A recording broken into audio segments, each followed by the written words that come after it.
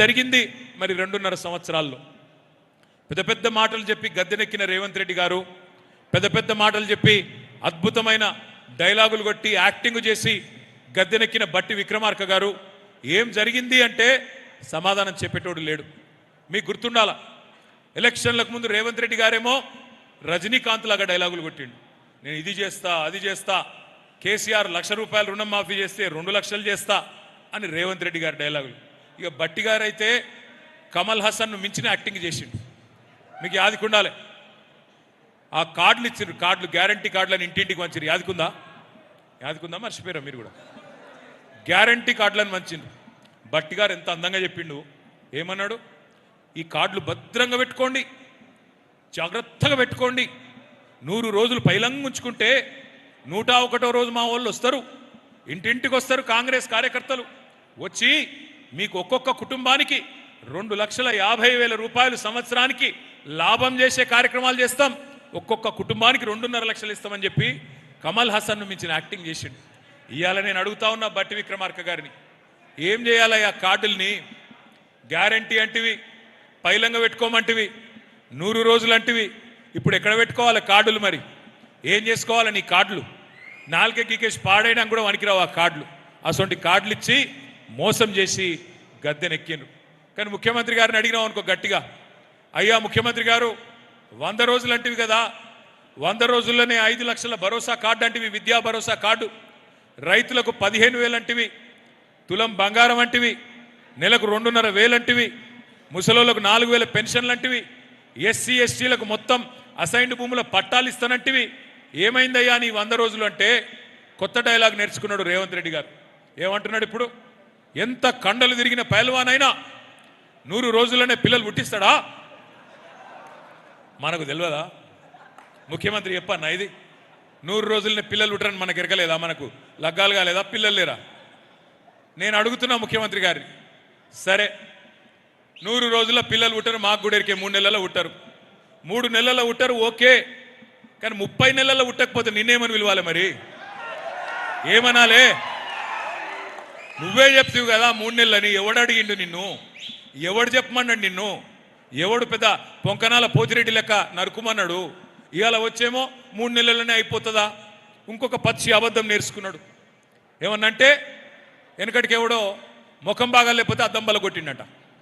ఆయన ముఖం బాగాలేదు, ఎవడో అన్నాడు ఏమరా నీ ముఖం గిట్లున్నదని, ఆయన కోపం వచ్చి అద్దం బల కొట్టిండు. రేవంత్ రెడ్డి గారికి పరిపాలన చాత అయితే లేదు, ఏమి ఇయనీకి వస్తలేదు. అరే కేసీఆర్ ఉన్నప్పుడు కరెంటు మంచిగా ఉండే, మంచినీళ్ళు చక్కగా వస్తుండే, రైతు బంధు టైంకి పడుతుండే, యూరియా టైంకి పడుతుండే. ఎక్కడ దొరికినవారు అయ్యా నువ్వు అంటే ఏమన్నా మాట్లాడితే ఒకటే డైలాగ్, మొత్తం కేసీఆర్ అప్పుల పాలు చేసిపోయింది, దివాలా అయిపోయింది, మొత్తం లంకె బిందెలు ఉంటాయనుకొని వచ్చినా ఇక్కడ లంకె బిందెలు లేవు, ఏం లేవు, ఏం చేయాలి అని మాట్లాడుతున్నాడు. ఒక మాట మాత్రం దయచేసి మీరందరూ జాగ్రత్తగా వినాలి, ఎందుకంటే ఇది కాంగ్రెస్ వాళ్ళు చేస్తున్న ఒక దుష్ప్రచారం, అబద్ధపు విష ప్రచారం. కేసీఆర్ గారి ప్రభుత్వం 10 ఏళ్లలో చేసిన మొత్తం అప్పు రేవంత్ రెడ్డి గారేమో 8 లక్షల కోట్లు అంటాడు, బట్టి 7 లక్షల కోట్లు అంటాడు, ఇంకొక ఆయన 6 లక్షల కోట్లు అంటాడు శ్రీధర్ బాబు. అసలు ఎంత అయ్యా అంటే పార్లమెంటులో కేంద్ర ప్రభుత్వం ఆర్బీఐ దగ్గర లెక్కలు తీసుకొని మరీ చెప్పింది. మనం అధికారంలోకి వచ్చిన నాడు జూన్ 2, 2014 నాడు ఈ రాష్ట్రం నెత్తి మీద ఉన్న అప్పు, తెలంగాణ రాష్ట్రం పుట్టినాడు 72,000 కోట్లు. మనం దిగిపోయినాడు ఈ రాష్ట్రం నెత్తి మీద ఉన్న అప్పు 3,52,000 కోట్లు. అంటే మన ప్రభుత్వం 10 ఏళ్లలో చేసిన అప్పు 2,80,000 కోట్లు మాత్రమే. అంటే సంవత్సరానికి 28,000 కోట్ల అప్పు మనం చేసినాం.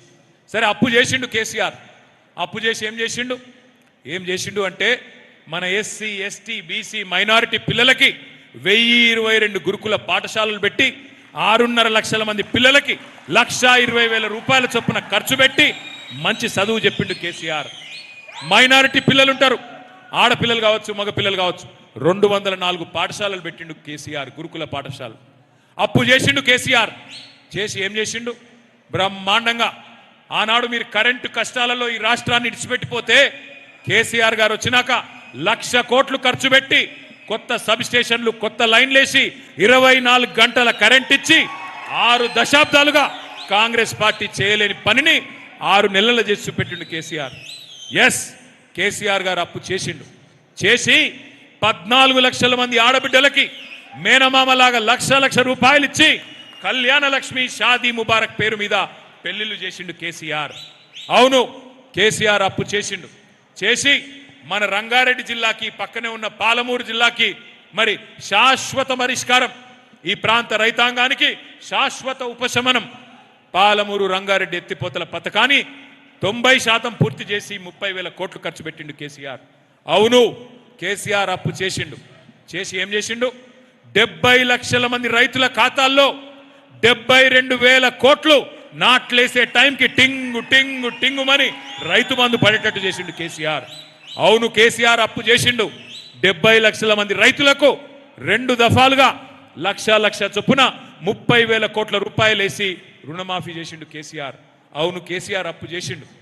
వికారాబాద్ జిల్లా చేసిండు, మేడ్చల్ జిల్లా చేసిండు, కలెక్టరేట్లు కట్టిండు, ఎస్పీ కార్యాలయాలు కట్టిండు. అన్నిటికీ మించి ఒక్కొక్క జిల్లాలో ఒక్కొక్క మెడికల్ కాలేజ్, ఒక్కొక్క నర్సింగ్ కాలేజ్